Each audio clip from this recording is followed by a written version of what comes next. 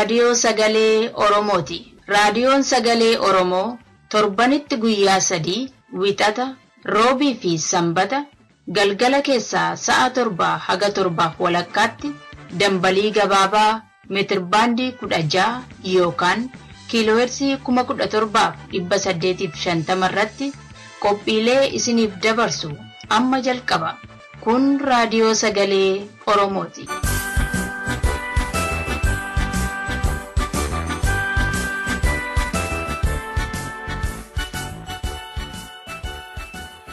Akkam ooltan dhaggeeffattoota keenya. Kun raadiyoo sagalee Oromootiin kan isiniif darbaa jiru sagantaa keenya fulbaana 27 bara 2014ti.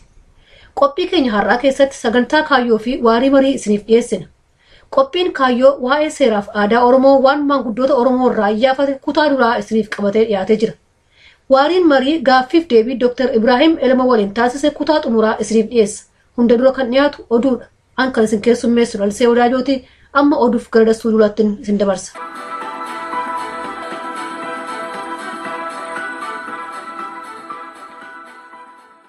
Ayyaanni masqalaa guutummaa impaara Itoophiyaa keessatti har'a kabajamee oole. Irreechi immoo bal'inaan biyya alaa keessatti har'a kabajameera. Gadaa fi irreessi akka hambaa seenaatti mootummoota gamtooman biratti galmeessuudhaaf qophiin barbaachisu xumurameera jedhamee kan jedhu oduu gurguddoo har'a galgalaaf qabnu keessaati. Akkam jirtu dhaggeeffattoota keenya handassuu duulaati. Ayyaanni masqalaa bara kanaa har'a Itoophiyaa keessatti kabajamee oole. Ayyaanni masqalaa akka amantaa Ortodoksiitti kaleessa galgala Finfinnee dirree masqalaatti abbootii amantii sanaatiin damaraa fi ibsaa gubuudhaan eegalame.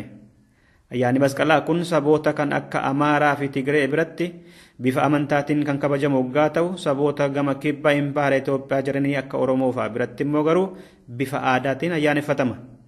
Oromoon ayyaana kana mallattoo birraa bari'uu kan ta'e ibsaa guyyaa itti gubuudha. Gadaa fi ayyaana irreessaa jaarmiyaa saayinsii aadaa fi barnoota mootummoota gamtoomanitti beekumsa akka argatuuf qophiin barbaachisu xumuramee jedhe Biiroon Aadaa fi Beeksisa Oromiyaa. Biiroon kun kamisa gaddaa sabaa himaalee biyya keessaaf ibsa kenneen irreessaa fi gadaa addunyaatti beeksisuu fi akka hambaa seenaatti galmeessuudhaaf waan barbaachisu guutame gaaffiif qophiirra jiraachuu beeksise. Itti aanaan biiroo kanaa obbo Aliyyii Kaliifaa fi itti gaafatamaan gumii abbootii gadaa Oromiyaa obbo Caalaa Soorii ayyaanni irreechaa hora Arsadee torbee boruu kabajamuudhaaf qophiinsaa xumuramuu beeksisanii hundumtuu baay'ee akka kabajatu affeeran. Ayyaana irreechaa bara kanaa irratti uummanni gara miiliyoona 3 irratti argamu jedhamee akka eegamu ibsuudhaan garee fi namoonni adda addaa ayyaana sanarratti wanneen aadaa fi irreessa Oromoo waliin fakkaanne gochuudhaaf yaalan akka irraa of qusatan dursanii gaafatan. Irreessi birraa ganna dukkana keessaa gara booqaa birraatti baga nagaan nu baafte jechuudhaan guyyaa waaqaaf galanni itti galudha. Bulchitoonni Itoophiyaa hanga har'aatti dabareen aangoo qabatan qabsoo uummanni Oromoo bilisummaa fi dimokiraasiidhaaf godhaa yoo nagaye maqaa xureessuu fi akka badus irratti dalagaa turanii ittis jiru jedhame. Itoophiyaan sabaa fi sablammoota ollaa ishee cabsuudhaan afaan qawweetiin kan ijaaramte har'as qawweetiin eegamaa kan jirtu impaayeradha jedhame. Fulbaana 1921tti kora New World Arfaffaa Beeljiyeem Bruuselsitti godhame irratti. Walgahii saboota biyyoota hin qabne yookaan immoo tarii biyya qabaachuu malu jedhamanii addunyaarraa 20 ta'an irratti qooda fudhatan sana Oromoo fi Oromiyaa bakka bu'ee ABO'tu qoodarraa fudhate. Adda bilisummaa Oromoo bakka bu'uudhaan kan irratti argaman Dr. Shuggut Galataa Itoophiyaan durumaanuu kaastee akka sirnoota Amaaraa fi Tigreef tolutti ijaaramteetti har'as jirti jedhani. Dr. Shuggut qorannoo dhiyeessan sanarratti Oromoo fi saboonni qawweetiin caban gama kibba impaara Itoophiyaa har'aa jiran akkuma duraa Minilik lammaffaan eegalatti ammas saamamaa hidhamaa ajjeefamaa jiru jedhan. Sirnoonni dabareetiin aangoo impaayeritti qabataa baan martuu beektotaa fi hoogganoota Oromoo irratti xiyyeeffatanii ajjeesaa yoo nagahanii jedhanis. Itti dabalanis gartuun Amaaraa fi Tigraay irraa impaayera sana humnaan bitaa yoo nagahan qabsoo bilisummaa sarbame deeffachuudhaaf kan Oromoon taasisu goolessituu fi biyya diigduu fakkeessanii dhiheessaa turani. Oromoon hoogganaa baratee fi cimaa akka horanne akka imaammataatti ajjeesaa turani. Yoo haalli siyaasaa impaayerettii jijjiirames jaarmiyaa siyaasaa bilisa ta'ee Oromoo bakka bu'u balleessuudhaan sagalee Oromoo akka hin dhagahamne godhaa turani jechuudhaan isaan himatan walgahii sanarratti. dabareetiin Itoophiyaa bitaa kan turan Minilik lammaffaa irraa kaasee hanga Adawaawitti martinuu qabsoo Oromoo labsiitiin biyya keessatti kan sochoone dhorkanii biyyoota ollaattis duula bifa maraan gochaa turanii kan jedhe adda bilisummaa Oromoo har'as impaayera sana bulchaa kan jiru bifa dippiloomaasiitiin sabaa himaa ofii to'attuutiin fiilmii fi diraamaa sobaa qopheesse caffee biyyattii isaatiin qawweetiin lafa saamuutiin Oromoo fi Oromiyaan akka oliin jenne irratti kan dalagaa jiru mootummaa yakkamaadha jedhe. Adda bilisummaa Oromoo bittaa fi gabrummaa jaarraa fixe hundeen buqqisee Oromoon akka inni hiree isaa murteeffatuuf kan qabsaa'udha jedhe. Oduun raadiyoo sagalee Oromoo qaqqabe. Ayyaanni irreesaa biyyoota ambaa garaagaraa keessatti har'a bifa ho'aadhaan kabajamaa oole. Biyyoota Oromoon hedduminaan keessa jiraatan Awurooppaa, Ameerikaa Kaabaa, Kanaadaa fi Awustiraaliyaatti irreechi uffata nyaataa fi weedduu ayyaanichaatiin miidhagee kabajame. Har'a Noorwee Osloo fi Berganitti, UK Londonii fi Liirsitti, Ameerikaa Kaabaa Waashingtan DC, Minnesootaa fi Denveritti, Kanaadaa Edmontonitti, Switzerlaandii Lausanne'tti fi Awustiraaliyaa Sidniitti Oromoonni faayaa aadaatiin cululuqanii harkatti irreessa qabatanii maareewoo jecha gara lagaatti deemuudhaan waaqaaf galata galchaniiru jedha oduun bakkoota sanarraa nu gahan. Kun kan warra Switzerlaandiiti. Sabni qillaan guddaan hundumtuu uffata aadaa isaa uffatee dhufee nyaata dhugaatii uffata aadaadhaan kan wanni godhan qodaa meeshaa ulfoo hundumaatti dubartoonni keenya naqanii fidaniiru. Bunni jira, marqaan jira, caccabsaan jira, biddeenniin, farsoon, biqilli hundumtuu gosa gosaan sassaabamee dhufeera. Ijoolleen xixinnoon babbareedduun, ijoolleen egereen keenya kan taatu ijoolleen uffata aadaa uffattee asitti malkaa guddaa, malkaa Leek Jenevaa jedhamu gubbaarra jirra, biyya Loozan gubbaarra jirra. Kun bareeddu jira. Oromoonni biyya Ingilizii Londaniif naannoo ishee jiraatanis magaalaa Londanitti akkasittiin kabajatan.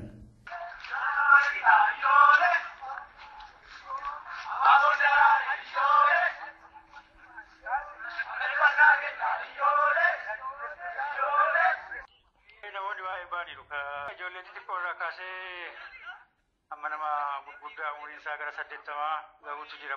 Bakka hundatti kabajamaa jirudha kan quba qabu. Torban dhufuus akkasuma bakka adda addaatti kabajamuuf sagantaan qabameera kan quba qabu akkasitti jedhu. Dhumarrattis Yamaniitii uummanni Haawutii mootummaa irratti fincilanii yeroo gabaabaa keessatti magaalaa sanaa qabatan har'ammoo mana jireenyaa mataa humna tikaa biyyattii qawweetiin reebaa oolan. Sabni Haawutii jedhamuun hacuucamne jechuudhaan mootummaa irratti qawwee kaafatee guyyaa gabaabduu keessatti magaalaa guddoo biyyattii sanaa seenuudhaan televezyiinii raadiyoo ministeera ittisaa fi waajjiroota mootummaa gurguddoo to'atani. Mootummaan Yamanii haala mirgi saba Haawutii kabajamuu fi mootummaan haala hundeeffamuu danda'u irratti mariirra jira. Yamanii keessa bakka maratti mormitoota gaaffii garaagaraa qabaniin lolli deemaa jira. Dhaggeeffattoota keenya oduun har'aaf qabnu qomaadha. Qophii keenyaaf waliin turtii gaarii.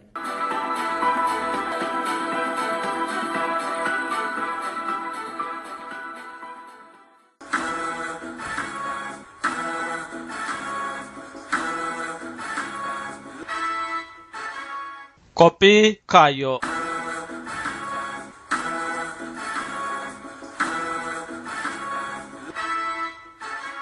Akkam oltan dhaggeeffattoota keenya kun qophii keenya kaayyoo torbaanitti al tokko sa'aatii kana isiniif dhiyaatu qophii kaayyoo har'aa keessatti maanguddoo Oromoo waa'ee aadaa seenaa fi duudhaa Oromoo beekumsa muuxannoo fi ogummaa isaanii nuu qoodan isinii qabannee dhiyaanneerra. Maanguddoon Oromoo kun aadaan Oromoo durii akkamiin akka jijjiiramaa dhufe aadaa Oromoo durii dhabuun immoo maal faa Oromootti akka fidee fi Oromoon aadaa Oromootti deebi'uun maal akka isaan gargaaru nu eeru. Qophii kana kan nu erge Alkamaa Hundeeti. Turtii gaarii.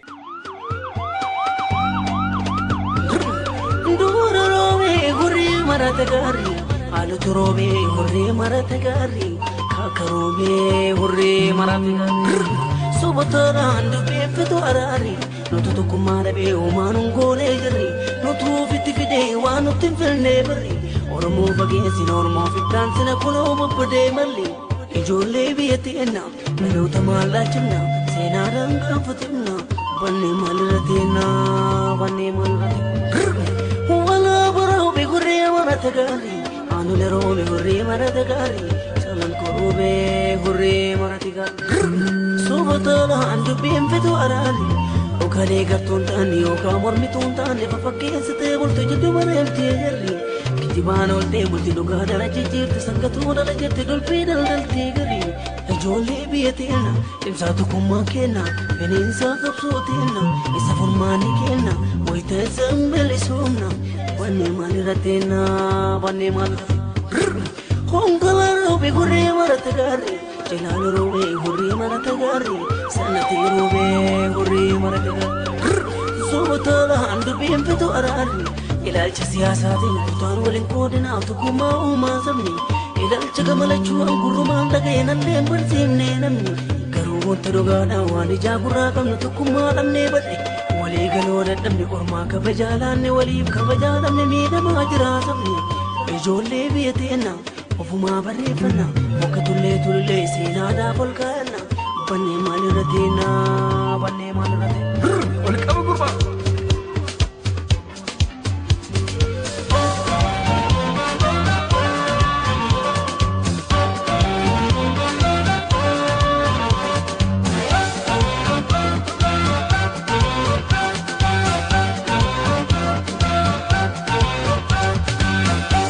Tante tolche mare marima marima sila savalma tu barima tante tolche mare marima marima sila savalma tu barima Roma tiralane marima sonne makan jirane marima marima sila savalma tu barima biya wada tu no kai marima Oromo mada no fae marema marema siasa vama marema bioromo te dalante marema Oromo de gumurante marema marema siasa vama marema daloni kiyarsi udeni tidala de hasalla warri keenallee hasallaa jedhanii gosa hasallaati. Maqaa keessa?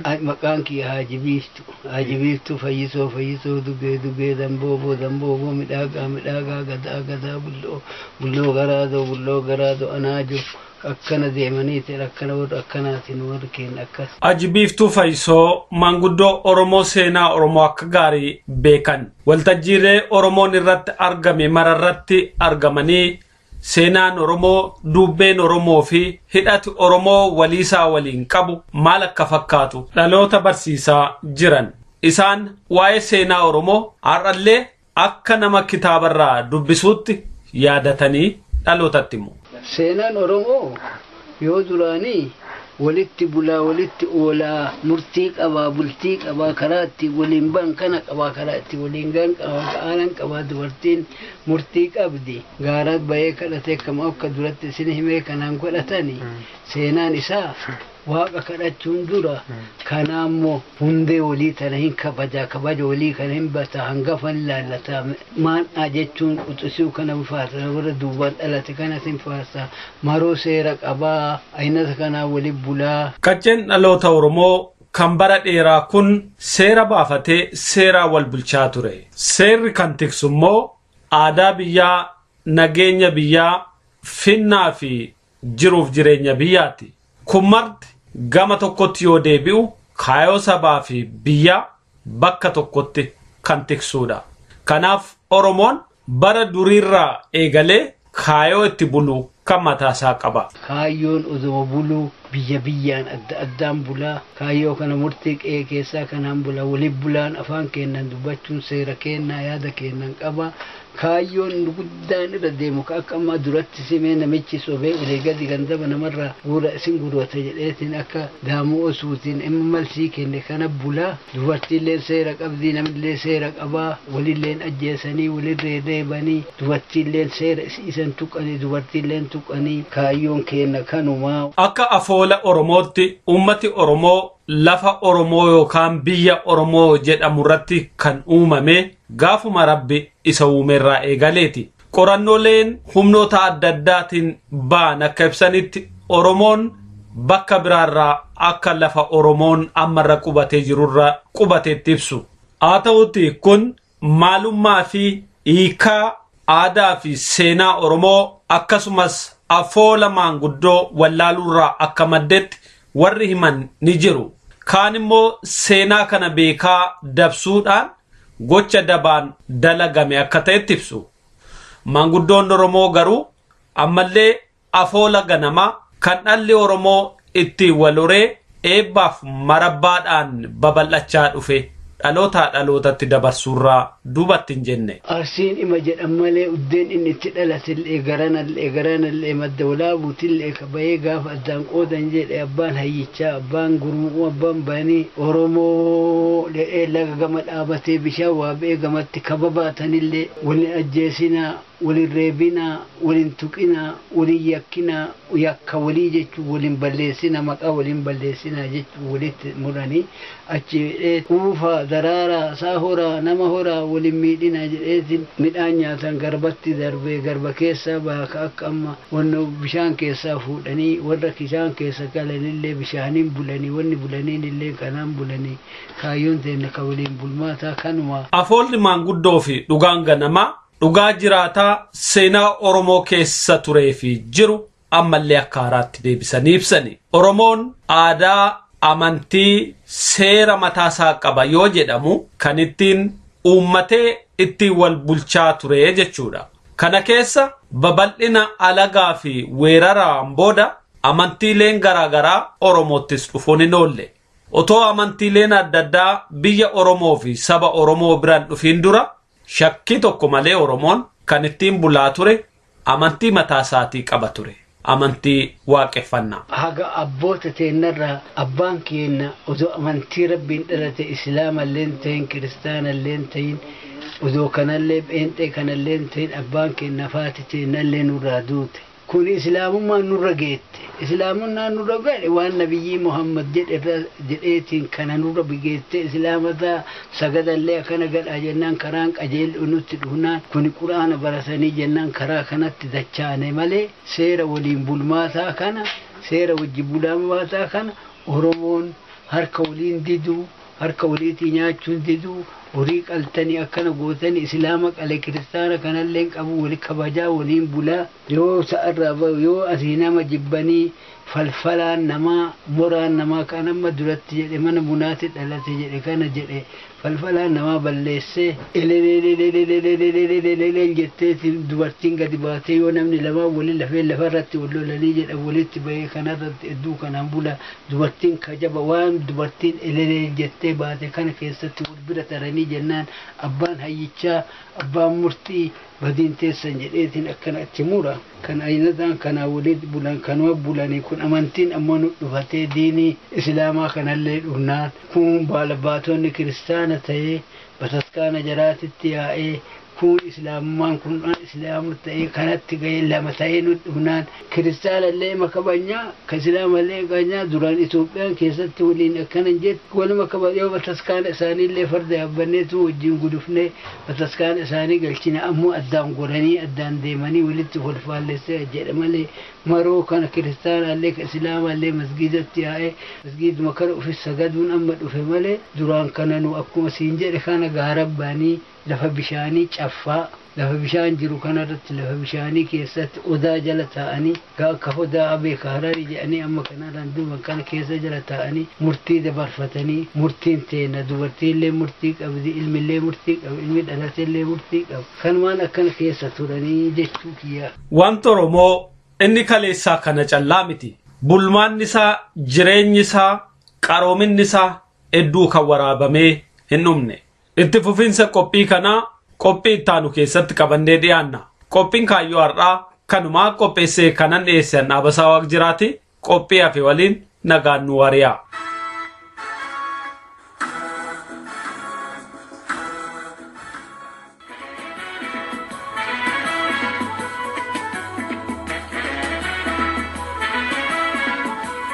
Dhaggeeffattoota keenya kabajamoo akkam ooltan kun qophii waarii marii. Qophiin waarii marii torbanetti guyyaa tokko isiniif dabru amma calqaba qopheessee dhiyeessaan Jamaal Ibrahim.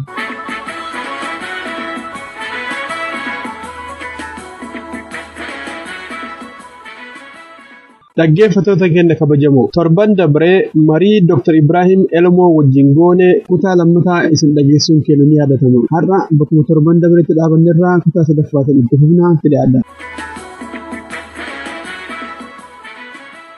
Galatooma Doctor. Gaafiin tiyyata itti aantu waa'ee ijaaramuu laalchiseeti.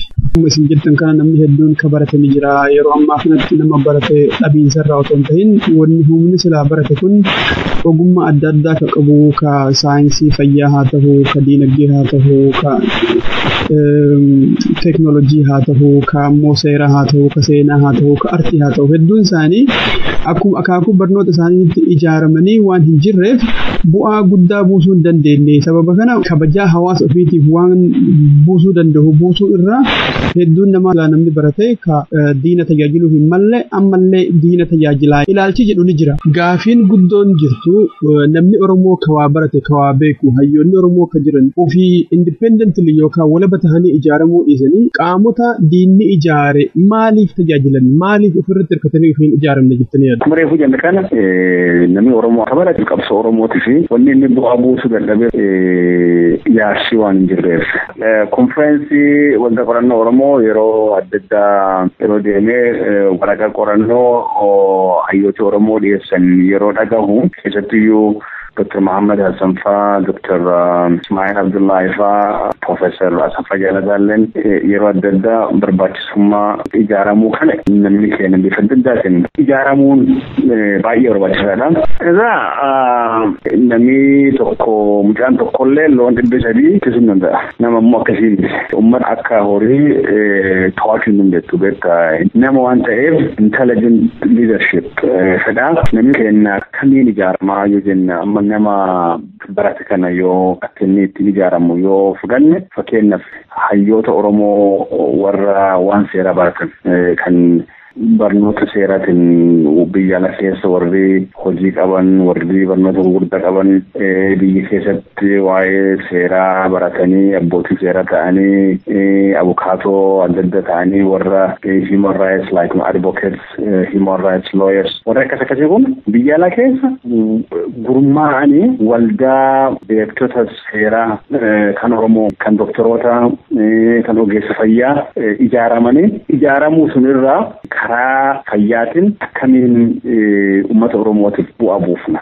Fakkeenyaaf yuunivarsiitii kan Oromiyaa keessa jiru beekumsa qabnu wal jijjiirachuu yoo dandeenye biyya deemnee tajaajilu muuxannoo doktoroota bijiran wal jijjiirachuu kun aantummaa qabnu sun saba keenya agarsiisu wanti akkasii kun bifuma hundaaniyyuu economics namni barate kan Oromoo kan waan dinagdee barate yoo walitti dhufe gurmaa'e kan waan information kan technology barate yoo walitti gurmaa'e kan journalistii karaa adda addaatiin yoo gurmaa'in akkasii kun jiraate bakkuma ammoo namni keenya dummaate qubatuun yoo hawaasa dhaabatan. Hawaasi sun ammoo yoo jajjabaatee uummata naannoo sunii walitti qabanii tajaajila adda addaa kennee barbaadu yoo kennuufi danda'an. Hawaasi Oromoo ammoo kan ijaarame yookiin waldaan kan Oromoo hedduun walitti ammoo dhufanii agoobara yookiin neetwoorkii qabaachuu yoo danda'an gaafa dhimmi tokko kan Oromoo guddaan dhufe ama uummata Oromoo yeroo tokkotti mobilize godhu qabna jecha. Malee walga'ii waamuudhaaf akka haarawaa marii hin jalqabne. Amma gaafa mootummaan wayyaanee barattoota waa'ee maaster plan Finfinnee kan irratti barattoota kan yuunivarsiitii hedduu fixan uummata Oromoo kana hiriira akka inni ba'u godhuudhaaf torbaan hedduu marii guddatu deemaa ture karaa adda addaatiin warra waldaa hawaasa jechuun kan Oromoo jidduu mariitti deemaa ture waldaa hawaasa Oromoo jiru kana waliif fidanii maal goonuti hiriirri callaa baane moo gaafin keenya maali hiriirri callaa baanee deebine moo qabsoo tanaaf sochii amma jiruuf dinagdeedhaan gargaarsa ni goona moo yoo gargaarsa goona qaama kamittiyyuu waan kana handil godha eessa deema maal qaamni waan kana giddugaleessadhaan hoggame waan hin jirreef namuu yeroo sun waan akkasii irratti abbaa ta'uu nutti waan kana ittiin deemuu qabu jechuun mariin kuniyyuu gartee rakkoon dhufteen booda waan gaggeeffamuuf bilchalan qabu akkasiin diiniin miidhan nulleen qophii dhabuudhaan ammallee deebinee gaafa bara akkasuma miidhamna jechuudha. Ijaaramuun kanaaf barbaachisa. Kaan wanni akka waan waldaa qorannoo Oromoo kan yoo fudhatte rakkoon waldaa kan keessa ture rakkoo hawaasa kan Oromoo keessa ture irraa addatti waan laalamuu miti. Rakkoo saba Oromoo keessa jiru sun calaqqisa. Waan achi jiru san as keessa deeggarta. Arbilleen lafa oolu fakkaataa jedhan. Waldaan Oromoo waldaa qorannoo Oromoo dabalatee uummata keenya kan nu keessa jiru sun fakkaanna. Gaafa gadi ammoo illitiin influensi guddaa qaba. Namicha ofii nama sirbi qal'aa miti kan influensi qabu. Illiti egaa akka sila hawaasi keenya jiraachuu qabu ta'uu qabu. Illitiilleen yoo ijaaraman yoo waliigalan yoo mariin jiraatu hawaasa kan walitti qabe daayirekshinii kan Oromoo itti yaaduu qabu. Illiti tuqaaf bifa sanaan yoo laallee gartee otoo rakkoon waldaalee Oromoo keessa jiru rakkoo hawaasa kan Oromoo keessa jiru riflekshinii sunii otoo ta'ellee namni baratu kun ammoo yoo sila gartee wal mariin bilchana qabu daaloogiin ciccimaan hoggansi ciccimaan keessa yoo dhalate dhufu rakkoo jiru sun irrachuun kan aananii beekumsa jiru sun walitti fidanii beekumsuun jedhamu hawaasa keenya jijjiiruun hin danda'ama. Akkuma reefu siin jedhe beekumsi kun meeshaadha. Barnooti nama kun meeshaa itti walitti jijjiiru. Meeshaa atiin waan barbaadu tokko ittiin argamsiifatu. Kanaafuu beekumsi yoo hin qabne jenne beekumsi sun gara bu'aa akka bu'aa ittiin itti fayyadamuudha. Galatoomaa Dooktar. Gaafiin kiyya keetaanu waldaa qorannoo Oromoo yookaan ammoo osaa laalaa. Waldaan qorannoo Oromoo yookaan ammoo osaan waggaa 28ffaa isaa barana kabajachuun ni beekama. Bara dabre kan ammootu Dr. Ibrahim isin mataa keessatti hooggana ture. Moo'ixannoo waggaa dabre kana keessa dabartan keessatti wanni akka hoogganaa tokkoottis akka miseensa jaarmaa saniittis osaan uummata Oromootiif waggaa 28 keessatti kan hojjete bara 27ffaa keessatti immoo bara hoogganummaa kiyyaa waan akkanaa gaarii hojjenneerra warri itti aanus kanarra hundaa'e akkanatti itti fufuu qaba jettanii wanni isin eertan maal? Egaa akkuma dhagarte yeroo ani pirezidaantii yookiin hoogganaa waldaa qorannoo Oromoo ta'ee dhugumaan gara tokkoon waldaa qorannoo Oromoo yeroo hooggannu akka dirqama lammummaa saba Oromoo waan ogummaadhaan gartee saba Oromootiif bu'aa buusuu callaa hin taatiin carraa ani saba Oromoo tajaajiluudhaaf qabu jedhe akkasitti ilaalaa ture. Kanaaf yeroo ani akka waldaa kana hooggan hayyooti Oromoo na gaafatan ani hojii jajjabduu harka qaba. Akkuma beektu yeroo ani waldaa qorannoo Oromoo pirezidaantii elektii ta'ee hojjedhu achiin booda yeroo pirezidaantii an ta'ee hojjedhu residency training waan jechuun internal medicine wanni keessa ture.